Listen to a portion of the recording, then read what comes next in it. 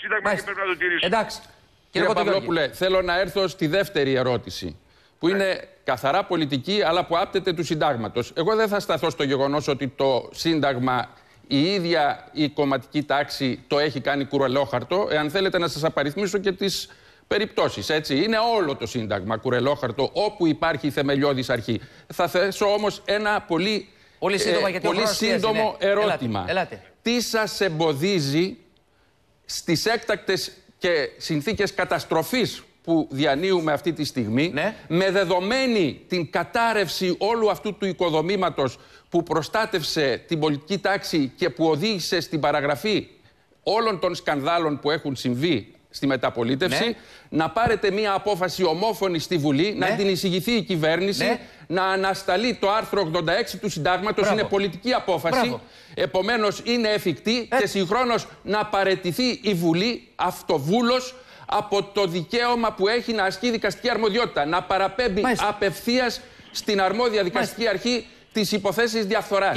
Ώστε να έρθουν και οι παλαιές και να δικαστούν και οι καινούργοι. Κύριε καθηγητά, κύριε Παυλόπουλε. Τι σας εμποδίζει, σας παρακαλώ? Μην μου πείτε ότι δεν το επιτρέπει το Σύνταγμα, διότι δεν το δέχομαι. Είναι πολιτική απόφαση και τη δικαιούται και μπορεί η Βουλή να το κάνει. Ελάτε, κύριε Παυλόπουλε. Ελάτε, κύριε καθηγητά μου. Κύριε Κοντογιώργη, μου λέτε ότι με πολιτική απόφαση της Βουλής μπορεί να αναθεωρηθεί το Σύνταγμα. Όχι, να ανασταλεί το άρθρο 86, αυτό το άθλιο άρθρο που αντίκειται στις θεμελιώδεις διατάξεις του Συντάγματος.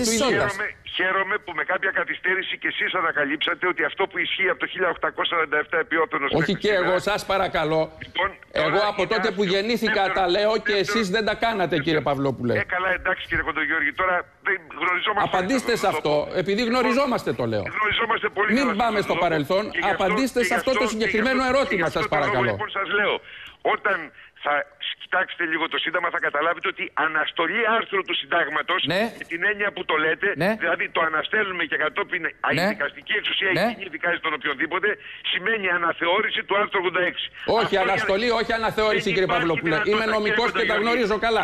Ποιος είναι αυτός που θα πει ότι περιμένω τις ημερομηνίες και κάνω και δείχνω? Η κοινωνία το ζητάει. Η κοινωνία είναι που σας δίνει την πολιτική αρμοδιότητα. Δικαιούται να σας την ανακαλέσει, κύριε Παυλόπουλε.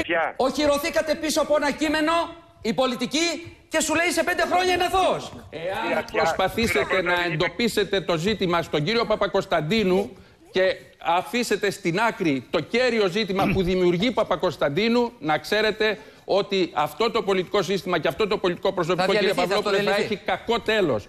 Εγώ σας προειδοποιώ, όχι ως αυθεντικός ερμηνευτής, αλλά με βάση αυτά τα οποία βλέπω. Έφτασε το τέλος. Ας πάρετε την αρμοδιότητα μόνοι σας, την πρωτοβουλία να ανακαλέσετε τα πράγματα στη θέση τους.